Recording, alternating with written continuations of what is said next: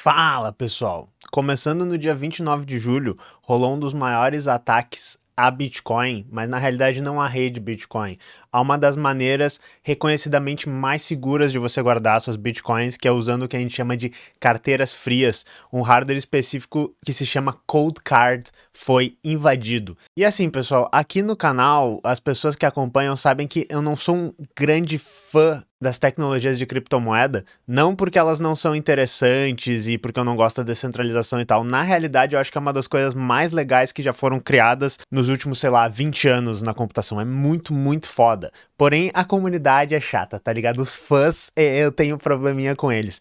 E hoje, ao invés de dizer assim, haha, que engraçado, essas pessoas perderam dinheiro, eu não gosto delas, eu não vou fazer isso. Eu vou falar tecnicamente sobre esse ataque porque foi legitimamente muito interessante, tá? E eu só posso me divertir e dizer, hahaha, que ataque maravilhoso, porque eu não perdi nenhuma criptomoeda, tá? Então, minhas condolências aí se alguém no público perdeu suas criptomoedas porque guardava dessa maneira segura, mas eu acho que vocês vão curtir o tópico de hoje. Somos o canal Tecnologia e Classe, falando sobre tecnologia e política, a política da classe trabalhadora. Os fãs de Bitcoin já vão embora agora, mas se você não foi embora, parabéns, né? Vamos lá pro vídeo.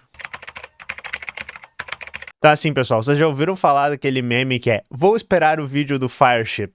Fireship é esse canal enorme, tá, de tecnologia, e eles fazem uns vídeos curtinhos, engraçadinhos, cheios de memes sobre assuntos, e o vídeo deles sobre isso ficou legitimamente muito interessante, foi uma das primeiras coisas que eu vi e eu disse, tá, esse assunto precisa ir pro Teclas, né? Eu vou entrar em mais detalhe que eles. E assim, lembrem, tá, pessoal, que eles são um canal que faz a cada 3, 4 dias, né, um vídeo de 5 minutos cheio de meme com o negócio, e eles são uma empresa enorme com investimento de capital privada, tá? Óbvio que o vídeo deles fica melhor que o meu, então, por favor, né, sejam bondosos comigo, sou apenas um menino dentro dos quadrados vermelhos aqui, fazendo vídeos da maneira que eu posso. Mas se vocês quiserem ler uma matéria, eu botei essa aqui do TechCrunch explicando o problema que teve. E eu deixei aqui também o site do vendedor desse produtinho aqui que foi, né, hackeado, entre aspas. Então, assim, antes da gente explicar como é que isso funcionou, eu tenho que introduzir alguns conceitos para vocês, que é o conceito do que é uma carteira fria, né? Que era o que esse hardware era o Cold Card. A moral toda é que quando a gente guarda criptomoedas, a gente precisa de um arquivo que é a nossa carteira. Nós logo mais vamos explicar como é que funciona essa carteira, né? Mas ele é um arquivo que ele pode, digamos, estar num software que está conectado à internet o tempo inteiro. Então ele está aberto no seu computador ali e você pode fazer transações com essa chave, sei lá, apenas botando uma senha, né? Apenas apertando alguns botões. E ele pode ser cold, ele pode ser frio, ou seja, ele está guardado num lugar separado, geralmente num pedaço de hardware, num HD, uma coisa que não está conectada em nenhum dispositivo online, o que geralmente vai ser um nível muito maior de segurança, porque se o teu computador for invadido por algum malware, se os teus dados forem roubados e tal, aquele arquivo ele tá separado, ele tá num lugar separado, e tu geralmente só vai pegar e usar esse dispositivo, colocar o arquivo num software para fazer as transações que tu precisa. Isso aqui é, digamos, o estado da arte do mais seguro de como a gente guarda a nossa carteira, para que ela não seja invadida, né? E vocês vão ver muito o pessoal que gosta das criptomoedas dizendo que tu precisa ter em posse as tuas chaves, porque se, por exemplo, a sua carteira com as suas bitcoins ou as suas outras criptomoedas está num câmbio desse tipo de coisa, na realidade eles estão segurando as moedas para ti, eles têm a chave, eles podem fazer as transações, e o que estaria te protegendo ali é o quê? Apenas coisas como, por exemplo, a lei dos países, né? Aquelas moedas, elas são suas por lei, porque você depositou na mão das pessoas e tem um contrato, mas se eles quiserem, eles podem roubar as suas moedas. Se você tiver isso guardado numa carteira fria, que só você tem controle do arquivo, ninguém pode tocar nas suas criptomoedas, tá? Vamos chegar mais pra frente nesse tópico, né? Mas assim, afinal, pessoal, o que é uma carteira de Bitcoin? Ela é literalmente, né, um arquivinho no teu computador que você guarda arquivos que são as suas criptomoedas? Não. Uma carteira Bitcoin é basicamente o teu nome na rede Bitcoin. É um número que te identifica para todos os softwares que rodam na rede do Bitcoin. Ele é um número de 128 bits, e isso é importante, tá? Porque ele é um número relativamente grande, ou seja, é extremamente difícil de gerar dois iguais ou adivinhar o número que outra pessoa está usando. E quando eu digo extremamente difícil, eu digo impossivelmente difícil. Questão de bilhões de anos de processamento para tu conseguir chegar ao mesmo número de uma pessoa. Esse número, ele é gerado uma vez quando você cria a carteira, a partir de uma semente aleatória, beleza? Ele começa com uma semente aleatória e ele é um outro número aleatório gerado a partir disso. Isso tem a ver com a maneira como a gente tem que gerar números aleatórios no computador, e isso aqui tá destacado porque a gente vai voltar nisso e por que foi o problema que causou a possibilidade dessa invasão. Então, assim, qualquer pessoa que tenha o mesmo número que você saiba que esse número é seu, pode autenticar transações do seu nome na rede. Isso aqui é basicamente o que vai fazer tu ter acesso ao teu dinheiro. Por quê, tá? Porque o saldo de uma carteira Bitcoin, ele é a soma de todas as transações envolvendo essa carteira, envolvendo o nome dessa carteira. Porque, na realidade, a blockchain, né, que é a base do que é o Bitcoin, ele é um banco de dados, ele é uma tabela gigante que lista todas as transações já feitas na rede. E daí a gente descobre quanto dinheiro cada carteira tem, dizendo assim, nesse dia ela recebeu tanto dinheiro, nesse dia ela mandou tanto dinheiro, nesse dia recebeu tanto dinheiro. Tu soma tudo isso e tu diz, ok, essa carteira tem esse dinheiro aqui. E a diferença, né, isso que faz as criptomoedas serem interessantes, é que essa lista, ela não é gerenciada por um órgão, ou 2 órgãos, ou 3 órgãos, ela é gerenciada por todo mundo que está usando a rede ao mesmo tempo. A maneira como isso funciona é tecnicamente muito impressionante, tá? Mas então, a sua carteira é o quê? É o seu nome, é um nome secreto que só você tem, e você não pode dizer isso pra ninguém, porque se alguém tiver exatamente esse número que te identifica, poderia fazer transações como você. E que nem eu disse, a segurança dessa carteira tem a ver com o fato de que é infinitamente improvável que 2 chaves exatamente iguais sejam geradas. E também é computacionalmente impossível adivinhar uma chave apenas olhando para as transações. Então eu olho e digo assim, olha só que transação enorme aqui. Vamos ver, é essa carteira aqui. A gente pode inclusive ver o saldo de todas as carteiras Bitcoin. Porque, que nem eu disse, ela é uma rede aberta que lista todas as transações, mas a gente não tem como descobrir qual é o número associado àquilo ali pra gente fazer transações naquele nome, e a gente também não tem como descobrir quem é a pessoa por trás daquele número, porque não existe nenhum registro de identidade na Bitcoin, pode ser criado só um número e uma carteira, né? E ela é uma rede anônima, não perfeitamente privada, porque a gente pode ver tudo, mas ela é anônima. Se ninguém nunca souber qual é a sua carteira, ninguém sabe que é você fazendo transações ali. Mas beleza, tá, pessoal? Tem um negócio que é assim, computadores, eles não podem gerar aleatoriedade de verdade. Os computadores, eles são bons em gerar uma coisa que a gente chama de pseudo-aleatoriedade. Então, dado um número inicial, a gente consegue criar sequências de números que parecem aleatórias quando a gente olha, e na realidade elas são uma distribuição aleatória de números, né? Mas essas sequências, se a gente souber de onde que a gente começou, elas são previsíveis, tá? Então tem uma coisa que é muito interessante, que talvez vocês já tenham ouvido falar, porque tem um bando de nerd que segue esse canal aqui, que é o que a gente chama do RNG Manipulation. Que isso é quando vocês estão vendo, sei lá, uma speedrun de algum jogo, principalmente o pessoal faz muito isso na comunidade Pokémon, que eu vou mostrar aqui pra vocês uns exemplos, que é, se a gente souber, por exemplo, como o jogo faz a aleatoriedade dele, a gente pode manipular os acontecimentos do jogo que parecem aleatórios, que eles são aleatórios quando a gente está jogando casualmente, mas fazendo algumas ações específicas a gente pode prever todos eles. Então, por exemplo, no Pokémon a gente poderia manipular essa aleatoriedade para sempre conseguir um Pokémon Shiny, que é o Pokémon que é raro porque ele tem uma cor diferente, ou para sempre conseguir um Pokémon com os melhores status, fazer isso rápido, e daí a gente não precisa gastar horas, por exemplo, procurando o bichinho especificamente que a gente queria para ele ter os melhores status. Tem essa wiki, por exemplo, explicando isso pro Pokémon Emerald, e tem essa playlist inteira desse cara que eu acho muito maneiro, o canal dele, que é o I'm a Blissey, que ele basicamente só faz isso, ele mostra como hackear as ROMs, como manipular o RNG e tal. Muito maneiro. Só que o que é interessante do Pokémon Emerald, e por isso que eu trago aqui, é que assim, geralmente esses jogos, para gerar a aleatoriedade deles, eles precisam começar de uma seed. Se tu começar sempre da mesma seed, ele sempre geraria a mesma sequência aleatória e, digamos, todo mundo que tá jogando ia ter uma sorte exatamente igual. Tu começa o jogo e tu tá tendo uma sorte exatamente igual que os outros. Para não acontecer isso nos jogos, geralmente o que eles fazem? Eles precisam inicializar essa semente da aleatoriedade como uma coisa que é aleatória mesmo. O que pode ser aleatório? Talvez a voltagem de um circuito quando tu recém liga o console, talvez algum sensor ou medidor que tem dentro do circuito e que ele tá sempre com um valor aleatório que não é previsível. Alguma dessas coisas que a gente não consegue manipular e que não conseguem ser previsíveis. Porém, por causa de um erro na codificação do Pokémon Emerald, ele sempre começa com 0.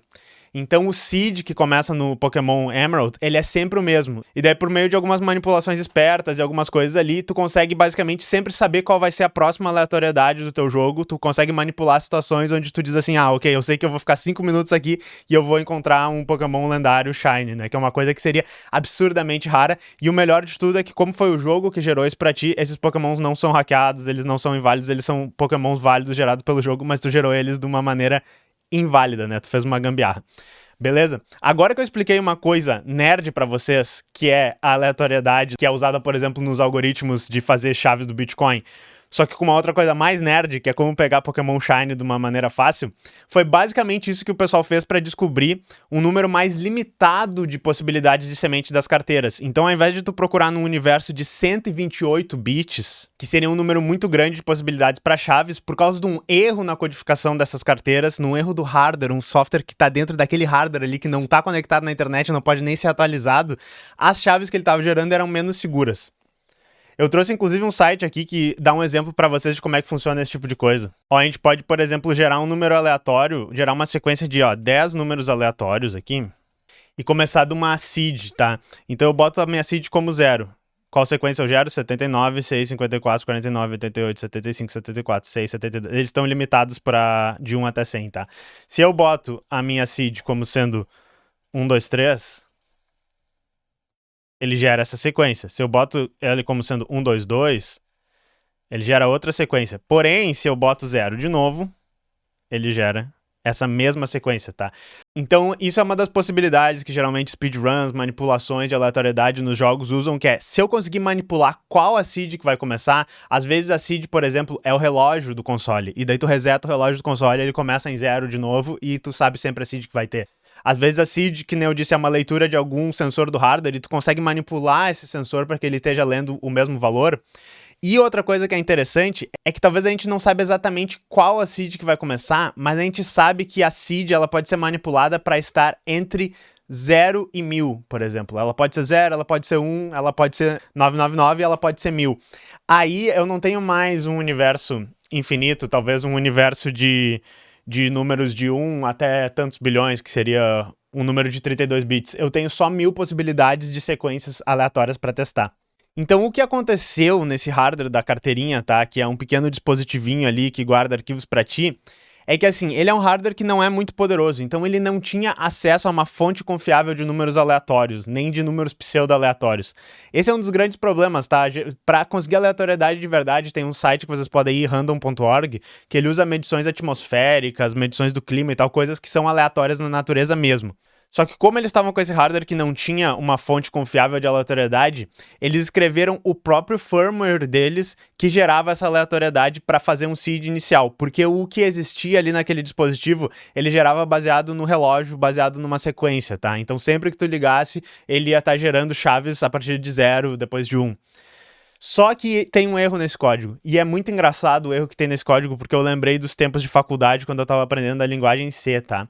Basicamente ele fazia um teste que, assim, se o hardware que tá compilando esse código, né, do nosso firmware, não tem acesso à aleatoriedade, a gente vai gerar com o nosso firmware custom que dá um migué e gera sementes com uma boa aleatoriedade, que tem uma boa entropia, que a gente chama. Se não, tu usa o do próprio hardware, beleza?